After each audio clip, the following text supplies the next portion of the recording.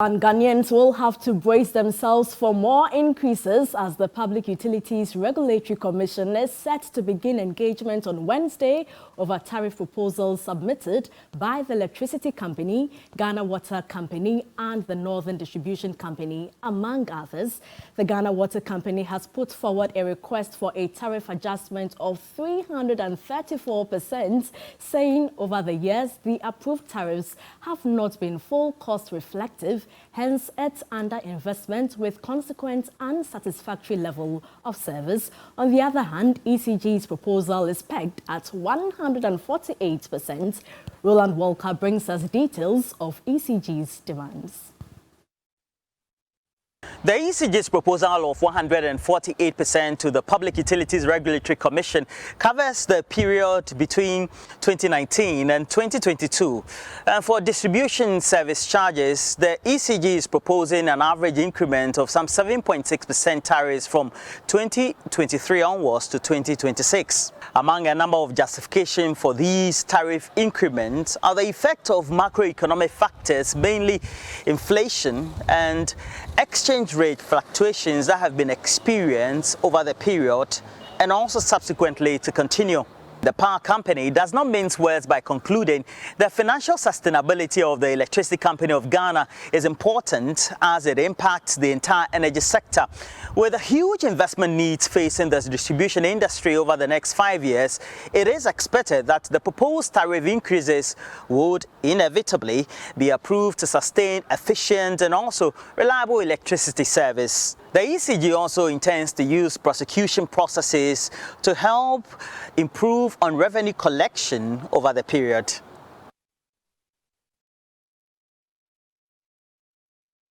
Well, now let's take a look at these proposals, particularly that of the Ghana Water Company. So it's proposing an upward adjustment of some 334%, covering the duration between 2019 and 2022. There, as you can see on your screens, the Ghana Water Company Limited is proposing these taxes, tariffs of 334%. Again, here's the justification for that. It's to ensure the adequacy, the reliability and quality of our main products of drinking water, to also ensure the financial sustainability of the company and make significant investments in guaranteeing water production there. And also these charges are also going to be taking care of investments, maintenance costs and running costs of the Ghana Water Company Limited there.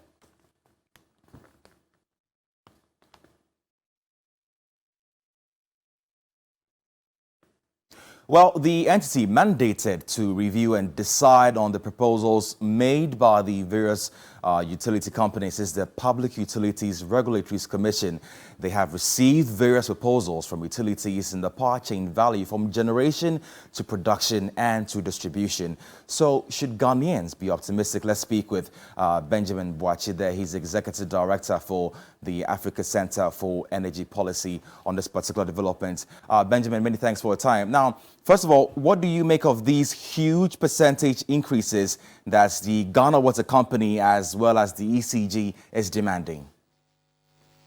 I mean, first of all, these are proposals, and as is always done, when there is a major tariff adjustment, the utilities will make proposals and PURC would examine the proposals, do further engagements with stakeholders and determine what the optimal tariff would be.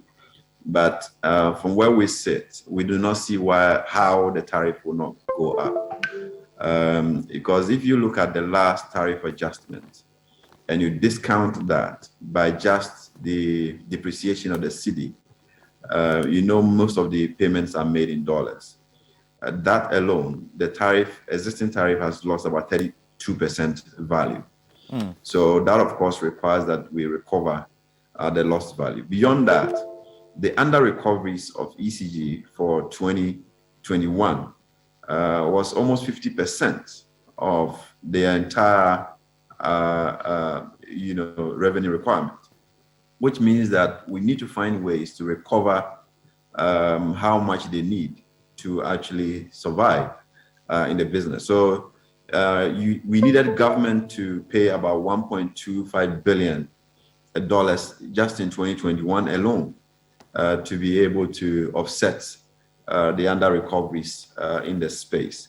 If you combine that with 2020 under recoveries, we are talking about 14 billion Ghana cedis of intervention from the government, and that money was far more than what we spent in education infrastructure, in road infrastructure, in agriculture infrastructure, and other social investments that we had to do, about threefold more.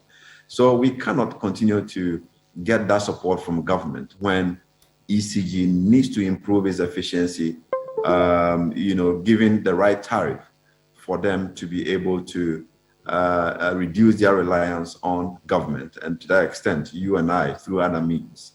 So the reality is that the tariff will go up. However, how much will be discussed. And I appreciate that on Wednesday, there will be a stakeholder engagement where they would have to justify why they need 148% adjustment. And when that proposal is made, we will then interrogate the specifics and how we can all agree what the optimal adjustment should be for the utility. Sure, but Benjamin, what does this mean for the consumer, really, these tariffs? If they may not accept a 148% for ECG or the 334% for the Ghana Water Company, but there seems to be the fact that there will be an adjustment. What does this mean for us as consumers? No, I think we just have to brace up for, tariff adjustments. And again, you need to get to the point where the regulators, the government, would allow systems to work and allow efficiency to detect how much the consumer pays. And I think a lot of the things that we are having to pay is a result of the inefficiencies that have been endorsed and sanctioned over the period. So ECG's inefficiency has hovered around the 30% mark, commercial and technical losses over the period.